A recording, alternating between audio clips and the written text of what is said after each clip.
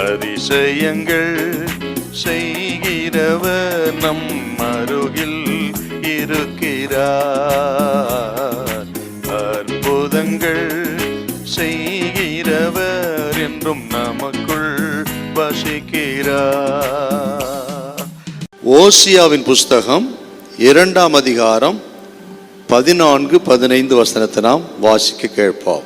ஆயினும் இதோ நான் அவளுக்கு நயங்காட்டி அவளை வனாந்தரத்தில் அழைத்து கொண்டு போய் அவளோட பட்சமாய் பேசி அவ்விடத்திலிருந்து அவளுக்கு அவளுடைய திராட்சை தோட்டங்களையும் நம்பிக்கையின் வாசலாக ஆகோரின் பள்ளத்தாக்கையும் கொடுப்பேன். அப்பொழுது அவள் அங்கே தன் இளவயதின் நாட்களிலும் தான் எகிப்து தேசத்திலிருந்து வந்த நாளிலும் பாடினது போல் பாடுவாள். இந்த ஓசியாவினுடைய தீர்க்கதரிசன ஊழியம் ரொம்ப கடினமானது.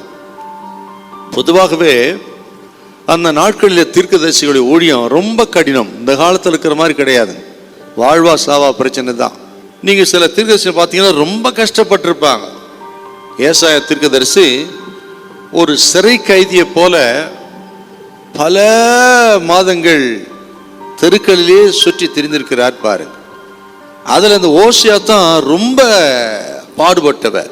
அப்படி ஏன் இவ்வளவு கஷ்டப்பட்டு கர்த்தர் இவர்களை பயன்படுத்தினான்னு கேட்டீங்கன்னா, அந்த நாட்கள் இந்த இஸ்ரவேல் ஜனம் ஆண்டவருடைய வார்த்தைக்கு செவியை அடைத்து கொண்டார்கள்.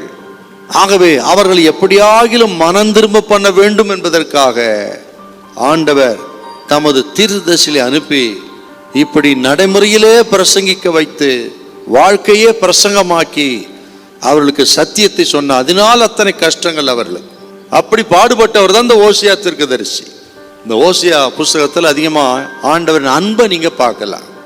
ஆண்டவர் இந்த ஜனத்தின் மேல் அத்தனை நேசம், பாசம், அன்பு இருந்தனால தான் இந்த ஜன வழிவிலகி போனாலும் விட மனமில்லை அவருக்கு.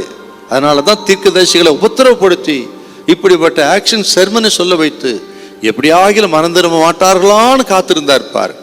ஆண்டவரின் அன்பு ஆச்சரியமானது. நம்ம நினைக்கிறோம் பழைய ஏற்பாட்டு தேவன் எரிச்சல் உள்ளவர், அவர் நியாயந்திருக்கிறவர் என்று. தமது ஜனத்தை மனம் திரும்ப பண்ணுவதற்கு எவ்வளவாய் பாடுபட்டிருக்கிறார் பாரு. பொறுத்து பொறுத்து நான் இளைத்து போனேன் அப்படின்னு ஆண்டவர் சொல்றாருப்பா. ஒரு மனுஷன் பேசுற மாதிரி சொல்றார். பொறுத்து பொறுத்து நான் இளைத்து போனேன். இஸ்ரவேல் தேசம் வெளிப்படையாக செழிப்பா இருந்தார்கள். ஆனால் ஆவிக்குரிய வாழ்க்கை சீர்கெட்டு போயிருந்தது பாரு. அந்த காலகட்டத்திலே தான் ஆண்டவர் ஓசியாவை அழைத்து அவர் ஜனங்களுக்கு சொல்ல வேண்டும் என்ற செய்தியை இப்படி ஒரு நடைமுறை பிரசங்கமாக சொல்ல வைக்கிறார். அவர் நமது ஆண்டவர் யாருன்னு கேட்டீங்கன்னா, அவர் பரிசுத்தம் உள்ளவர், அவருடைய தன்மை அன்பு. இதை கேட்கிற கர்த்தருடைய பிள்ளைகளே, இன்னைக்கு ஆண்டவர் உங்களை பார்த்து சொல்லுகிறார், உங்களை நேசிக்கிறதாக சொல்லுகிறார். உங்கள் மேல் அன்பு கொண்டு எவ்வளவு தூரம் போனாலும் கூட உங்களை கைவிட்டாதபடி உங்களை நேசிக்கிறேன் என்று சொல்வதற்காக ஆண்டவர் இந்த ஓசியா மூலமாக உங்களோடு பேசிக் கொண்டிருக்கிறார். எனக்கு கேட்டு ஆண்டவர் அன்பு எத்தனை ஆச்சரியமானு சொல்லி உணர்ந்து நாம் கர்த்தருக்கு நன்றி செலுத்தணும். அவர் அன்பான தெய்வம். ஹல்லேலூயா, ஹல்லேலூயா.